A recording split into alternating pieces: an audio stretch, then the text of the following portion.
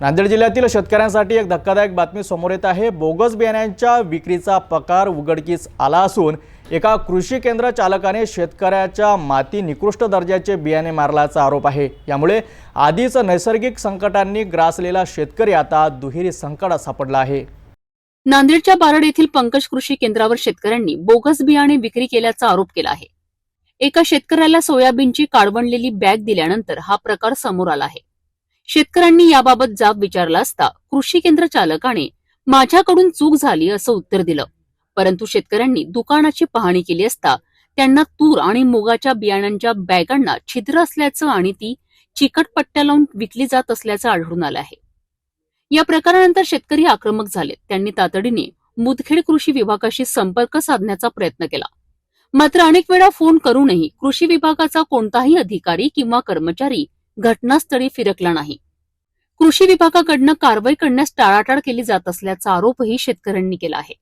अखेरीस अर्धापूर येथील कृषी कार्यालयातील कर्मचारी कपाटे यांनी या प्रकरणाची दखल घेतली आणि कृषी केंद्राला तात्पुरते कुलूप लावण्यात आले। आज निसर्गाचं संकट आहे शेतकऱ्यावर आणि यावर्षी उन्हाळा खूप होता, पावसाळा खूप उशीर झालेला आहे आणि अशा धावत्या पळत्या आयुष्यात शेतकऱ्यांना पेरणीची गडबड लागली। काल 2-3 दिवस झालं पाणी पडल्यानंतर आणि शेतकरी धावत पळत घेत असताना या दुकानदारांनी त्या धावपळीचा पूर्णपणे फायदा घ्यायचा बघून कसलंही बोगस बियाणं विकण्याचा पूर्ण प्रयत्न बारडमध्ये त्याला काही शेतकरी समोर येतात, काही शेतकरी समोर येत नाहीत। काही 2-3 शेतकरी आमच्याजवळ आज आलेले आहेत। उद्यापर्यंत परवापर्यंत या 2-3 दिवसात शेतकरी भरपूर प्रमाणात आमच्याकडे येतील आणि या गोष्टींचा अधिकाऱ्याने कृषी अधिकाऱ्याला आम्ही भरपूर फोन लावलेले आहेत। प्रत्येक अधिकाऱ्याला, गावातले असतील, मंडळ अधिकारी असतील, कृषी अधिकारी असतील, तलाठी साहेब असतील, या सर्वांना फोन लावले, प्रेमाने विनंती केली। त्या प्रेमाला विनंती करून सुद्धा यांनी आम्हाला फोन उडीचे उत्तर दिलेत। एक मी शेतकरी म्हणून असं वाटतं मला की बा या सगळ्या दुकानदाराची, बारडमधल्या असो या जिल्ह्यातल्या असो महाराष्ट्रातल्या असो, या सगळ्या दुकानदाराची आणि या कृषी अधिकारी सगळ्यांची मिलीभगत 100% आहे। याच्यावरून याच्याकडे बघून शेतकऱ्याची जर या सरकारला काळजी असेल, मुख्यमंत्री असतील, उपमुख्यमंत्री असतील, दोन्ही उपमुख्यमंत्री असतील, जिल्हा अधिकारी असतील, कोणी असतील, ज्याला या पूर्णपणे शेतकऱ्यावर लक्ष द्यायला पाहिजे अशा सगळ्या कोणत्या अधिकाऱ्यांनी, मंत्र्यांनी, पालकमंत्र्यांनी असतो, मुख्यमंत्री यांनी बारकाईने लक्ष द्यावं। नाही तर उगाच 1,500 लाडक्या बहिणीला देतो, 2,000 शेतकऱ्याला देतो, हे फुकटचे आश्वासनं देऊन नंतर पुन्हा पूर्णपणे वाऱ्यावर सोडून देणं हे सरकारचं काम नव्हतं। सरकारचं हे काम आहे की बा शेतकऱ्याला कोणत्या पैसे बियाणं चाललंय, कोणत्या कंपनी आहेत, कोणत्या मल्टीनॅशनल कंपनी आहेत, कोणत्या कंपनी मल्टीनॅशनल नाहीत, कोणत्या बोगस कंपन्या आहेत, या कंपन्यांना पूर्णपणे बंदी करावी आणि जेवढे दुकान आहेत त्यांच्यावर कारवाई न करता त्यांचे दुकानाचे लायसन रद्द करावे। आणि काही लोक आता हा जो दुकानदार आहे पंकज कृषी सेवा केंद्र, तर हा म्हणतोय उंदरांनी बॅगा कापल्यात, उंदरांमुळे खराब झाले। असा कोणतंही बी बियाणं नाही जे उंदरामुळे खराब होते, आणि उंदरांमुळे खराब होत असेल तर त्यांनी ते आपण कमाई करतो तर आपापल्या कमाईचं साधन करत असताना आपण आपल्या दुकानाची सुद्धा त्याने स्वतः काळजी घ्या। ते काम शेतकऱ्याचं नव्हतं, ते काम त्याचं आहे, त्याच्या दुकानाचं आहे, त्याच्या मुनिमाचं आहे, त्याचं वैयक्तिक काम आहे ते। त्यामुळे ते काम शेतकऱ्याचं नाही आणि अशा बारीक सारीक गोष्टीला शेतकऱ्याचं कारण देऊ नये। इथं पिढ्यानपिढ्या चालल्या शेतकऱ्याच्या, ज्यांच्या पेरण्या आजपर्यंत कधीच घरचं बियाणं सुद्धा पेरून शेतकऱ्याला कधीच बियाणं फेल गेलं नाही, पेरणी फेल गेली नाही, आणि याची 3,000 रुपयाची बॅग, जी 2400 रुपयाची बॅग 3,000ला विकून हे म्हणतायत की बा शेतकऱ्याला पेरता येत नाही, म्हणजे पेरणी चुकली म्हणत आहे ते। म्हणजे आज शेतकऱ्याचे आमच्या पिढ्यानपिढ्या गेल्या शेती करण्यात, तर हे म्हणतात की बा पेरण्यात चुकले तुमच्या। आम्ही एवढे काय येडे नाहीत की बा आम्हाला पेरण्या करता येत नाही, आम्ही बियाणं ओळखायला चुकलं ही आमची चूक आहे, पण पेरणी करायला आम्ही नाही चुकू शकत। कृषी अधिकारी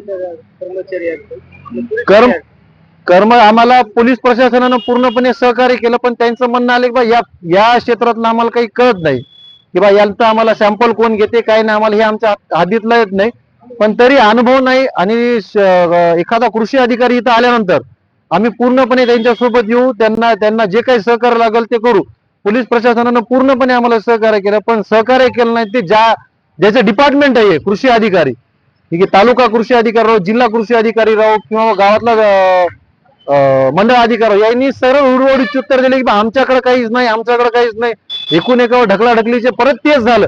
शेतकऱ्याचा विषय आला की अधिकारी पूर्णपणे ढकलाढकलीचे उत्तर देत राहतात, ढकलाढकली करत राहतात, परत शेतकऱ्याला परत निसर्गासारखं वाऱ्यावर सोडून दिलं आणि शेतकरी परत त्याच न्याय मागण्यासाठी रोज दरवाजे वाजवणार, ते दरवाजे बंदच राहणार. याच्यात कधी कारवाई होणार?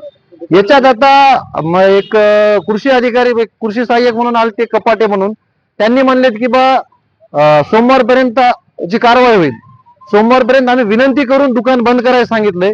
आज शेतकरी या पद्धतीने आलेलो होतो आम्ही इथं. शेतकरी म्हणूनच आमच्यावर पूर्णपणे सहकार्य करावं. शेतकरी विषयी आम्हाला दुसरीकडे कुठेही हे वातावरण वळवायचं नाही, वळवायची इच्छा पण नाही. शेतकरी म्हणून काय भूमिका ठेवणार आता लास्ट? शेतकरी म्हणून एक संयमाचा शेतकरी म्हणल्यानंतर आम्ही त्यांना दुकान बंद करायला सांगितले. आणि दुसऱ्या वेळेस जर असं झालं परत तर आम्ही शेतकऱ्याला यायचं का दुकान फोडणार नाही वगैरे, याच्यावर काही कारवाई करणार नाही. याच्या दुकानमध्ये जे काही माल राहील उघडपणे मीडिया समोर शेतकऱ्याला लुटायला लावू. एक लुटण्याचं आंदोलन नवीन प्रकारे करणार यांच्यावर. मग आमच्यावर काय कारवाई होईल शेतकरी म्हणून आम्हाला काही नाही.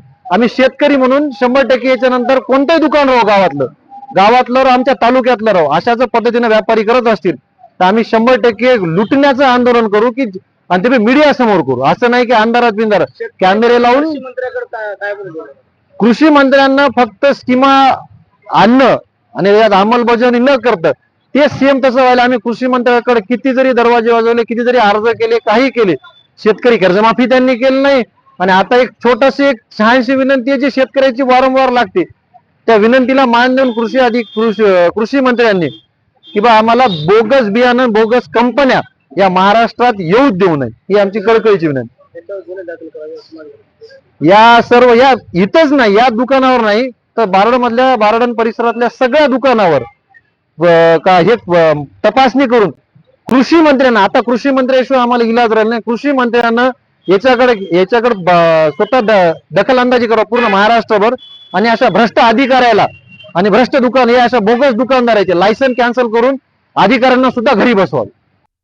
कृषी विभागाने सोमवारी या प्रकरणाची सखोल चौकशी करून दोषींवर कारवाई करणार असल्याचं सांगितलं आहे. एकीकडे नैसर्गिक आपत्त्यांमुळे पिकांचे नुकसान होत असताना सरकारकडून योग्य भाव मिळत नाही आणि आता बोगस बियाणांमुळे शेतकरी आणखी संकटात सापडला आहे.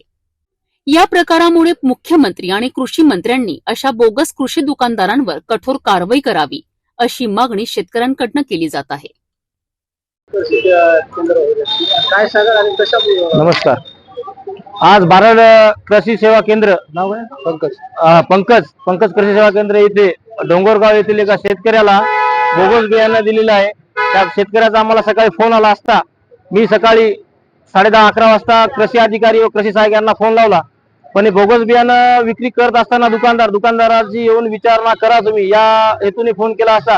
कृषी अधिकारी, कृषी सहाय्यक कोणीही इथं, आता 3:30 वाजलेले आहेत, दुपारचे 3:30 वाजेपर्यंत आम्ही वाट बघितली पण कोणीही इथं आलेलं नाही. त्यामुळे आम्ही त्या दुकानदाराला असं सांगितलं की बा तू जर तुझ्याकडे चांगलं बियाणं असेल तू विक्री कर, नाही तर कृषी अधिकारी येईपर्यंत तू दुकान बंद ठेव, अशी आम्ही त्या दुकानदाराला विनंती केली. आणि यानंतर जर बारडमध्ये व मुदखेड तालुक्यात कुठेही बोगस बियाणे जर विक्री होत असेल तर हे आम्ही कदापि खपून घेणार नाही. आम्ही एक शेतकरी म्हणून आज आम्ही रस्त्यावर उतरल्यामुळे आज आम्हाला कळलं की जवळपास 5 ते 6 शेतकऱ्याची समस्या इथं उघडकीस आलेल्या आहेत. शेतकरी कसं आहे, टायमाला भेटत नाही आणि या दुकानदाराच्या या अशा फालतूगिरीमुळे शेतकऱ्यामध्ये समजा आत्महत्येचं प्रमाण वाढलेलं आहे. एकदा शेतकऱ्याला पेरणी करणं होत नाही आणि या दुकानदाराच्या अशा हलगर्जीपणामुळे डबल शेतकऱ्यावर दुबारा पेरणीचं संकट येत आहे. तरी या प्रशासनाला एवढी आमची कळकळीची विनंती आहे की बारडमधील सर्व दुकानदारावर जाणीवपूर्वक लक्ष ठेवून हे बोगस बियाण्याची विक्री होत आहे ती टाळावी, अन्यथा आम्ही आमच्या स्टाईलने आंदोलन करू. बियाण्याच्या बॅगला चिकटपट्ट्या लावलेल्या होत्या, काय बियाण्याच्या पूर्ण बॅगा त्यांच्या फोडलेल्या आहेत. बॅगचं बियाणं काढलेलं आहे आणि चिकटपट्ट्या लावून त्या बॅग मध्ये दुसरं भेसळ बियाणं भरून टाकलेलं आहे आणि जाणीवपूर्वक शेतकऱ्याची फसवणूक होत आहे. कृषी अधिकाऱ्याविषयी काय बोलू? कृषी अधिकाऱ्याला आम्ही सकाळी फोन केला असता कृषी अधिकारी एक पवार साहेब म्हणून आहेत कृषी अधिकारी, ते म्हणजे मी गावी आहे. आणि गच्चे मॅडमला फोन केला असता त्यांनी सांगितलं की बाबा पवार साहेबाकडेच आहे, ते गुन्हे शाखेचं काम त्यांनी बघतात. आणि पवार साहेब म्हणले की मी अजून रुजू झालो नाही, सोमवारी येऊ, सोमवारी बघू काय ते करू. आणि इथं प्रशासनानं या दुकानदाराची दखल कोणी घेतली नाही. आम्ही बारबारदा फोन करून आम्ही 5-50 शेतकरी या दुकानावर जाऊन कृषी अधिकाऱ्याला व कृषी सहाय्यकांना सर्वांना विनंती केली असता कोणताही कृषी अधिकारी इथं आतापर्यंत आलेला नाही. शेतकरी म्हणून काय भूमिका राहणार? शेतकरी म्हणून आमची भूमिका हेच राहील की यांनी जर समजा काही ऍक्शन नाही घेतली तर आम्ही आमच्या पद्धतीने आंदोलन करू, आम्ही रस्त्यावर शेतकरी उतरू. कारण का तर या गंभीर प्रकारामुळे शेतकऱ्यांमध्ये संतापाचे वातावरण आहे। कृषी विभागाने या प्रकरणाची गांभीर्याने दखल घेऊन दोषींवर लवकरात लवकर कठोर कारवाई करावी अशी मागणी आता जोर धरू लागली आहे।